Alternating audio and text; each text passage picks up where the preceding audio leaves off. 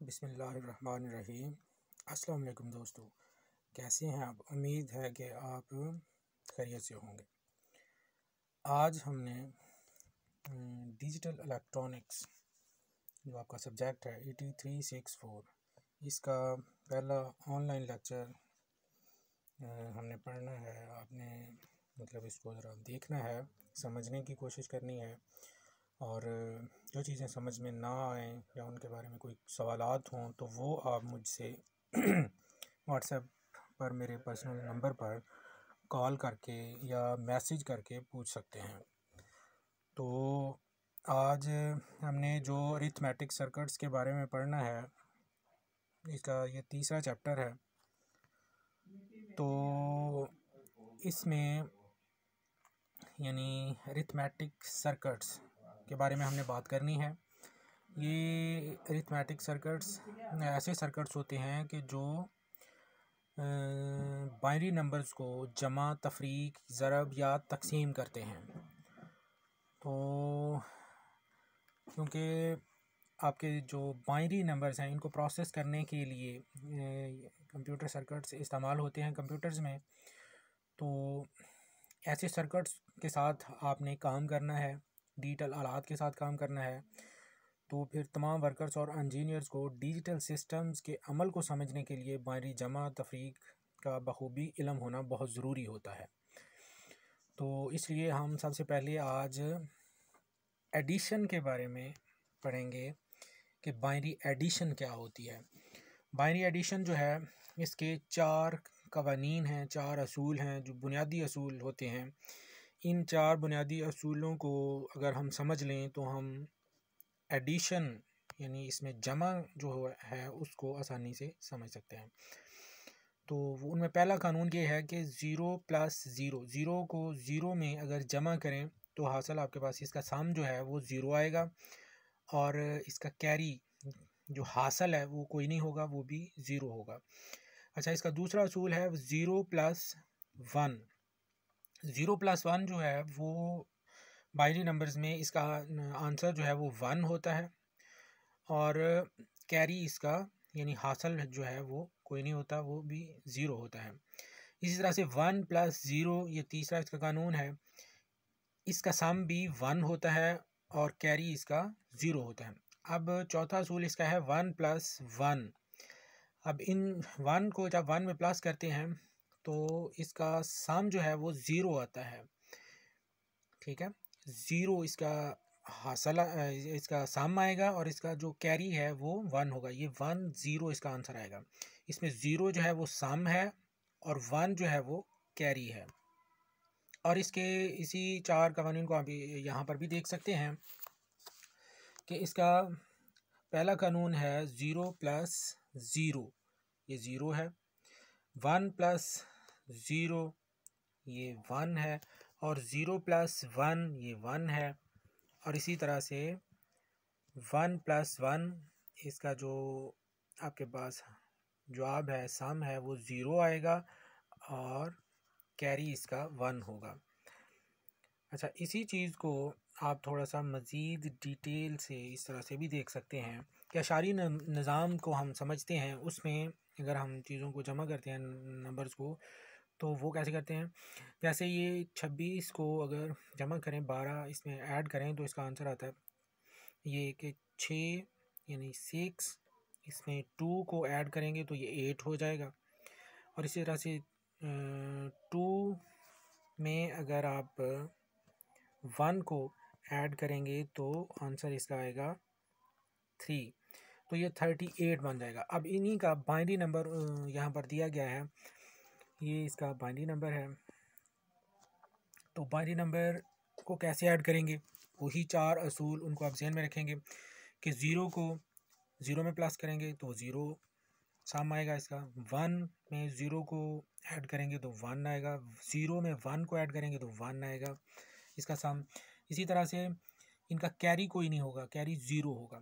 इसी तरह से जब 1 को 1 में प्लस करेंगे तो इसका सम जो है वो 0 आएगा। ये एरो से भी दिखाया गया है, आप इसको ज़रा गौर से देखेंगे तो ये जो ऊपर से एरो दिखाया है ये उसके कैरी को ज़ाहिर कर रहा है। नेक्स्ट 1 है, उसमें ये कैरी जाके ऐड हो जाएगा। और फिर इन दोनों को यानी एक कैरी 1 है और दूसरा इसका नंबर जो है उसमें 1 है, इन दोनों को जमा करेंगे तो आपके पास आंसर इसका सम जो है वो 0 आएगा।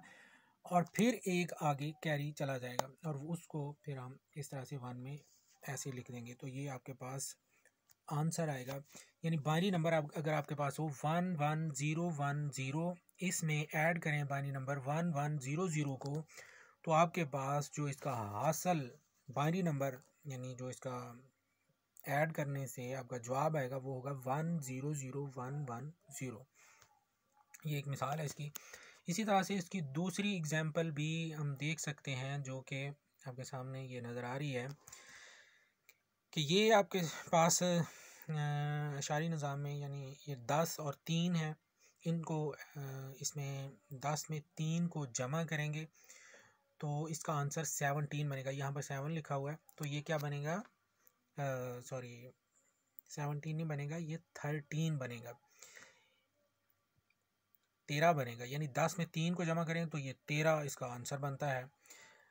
तो यहाँ पर ये आपकी बुक पे डायग्राम बनी हुई थी, ऐसे ही इसको आप ठीक कर लीजिएगा।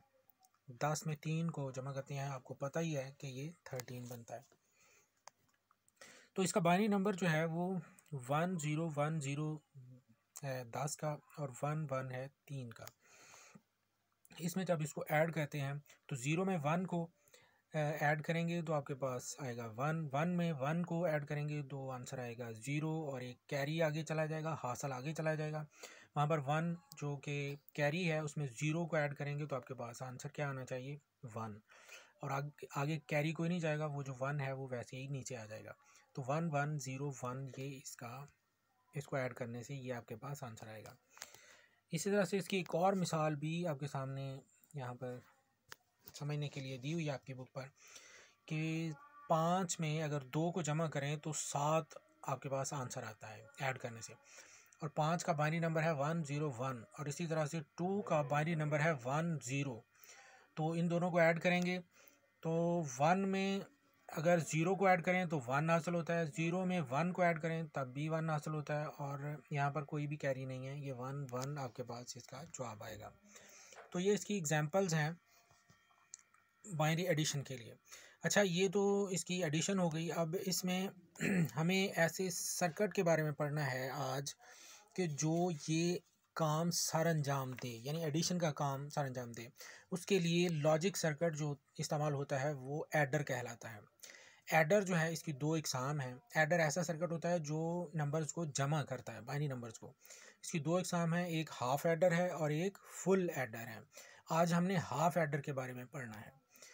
तो हाफ एडर आपके सामने जो ये डायग्राम नज़र आ रही है, ये डायग्राम इसकी सिंबल है, हाफ एडर की अलामत है। इसमें 2 इनपुट्स आपको नज़र आ रही हैं, ए और बी, ये 2 इनपुट्स हैं हाफ एडर की।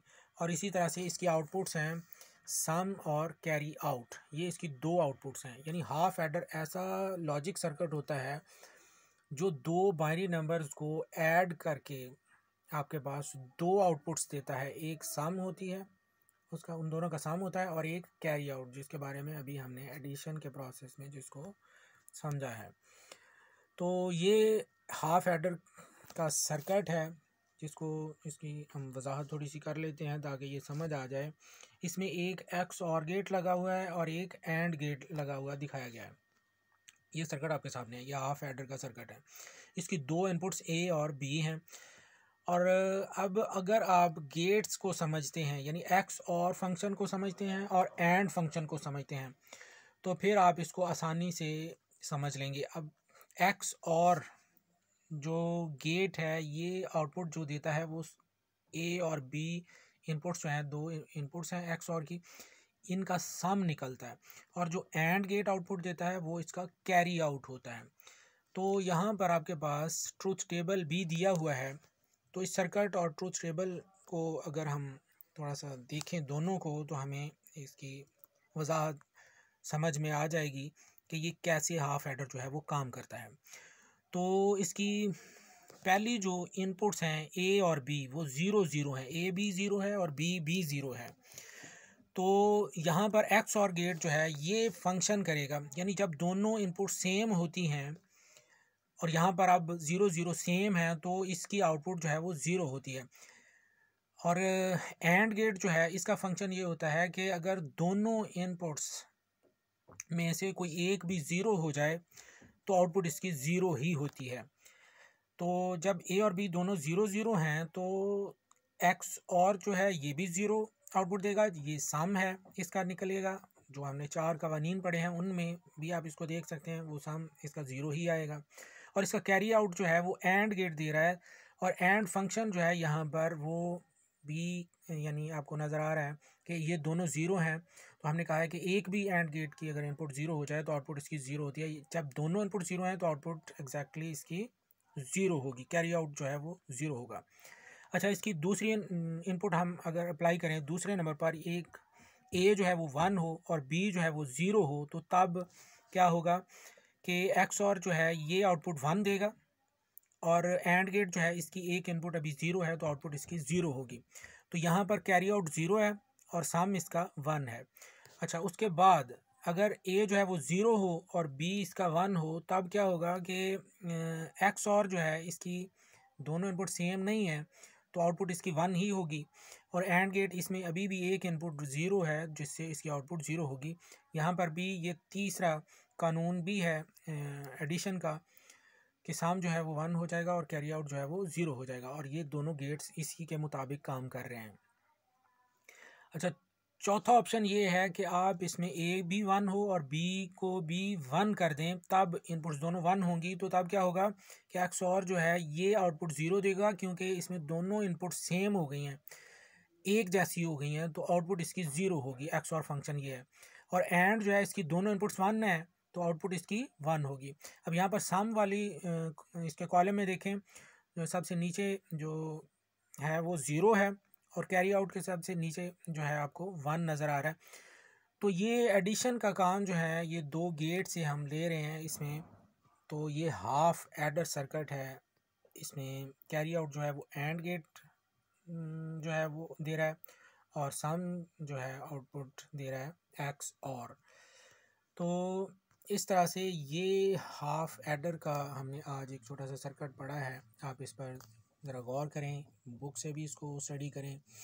मज़ीद जो बात आपको समझ ना आए वो आप मुझे पूछ सकते हैं, इंशाल्लाह मैं उसकी कोशिश करूँगा कि वजाहत अच्छे तरीके से दोबारा कर दूँ। बहुत शुक्रिया जी, अल्लाह हाफ़िज़।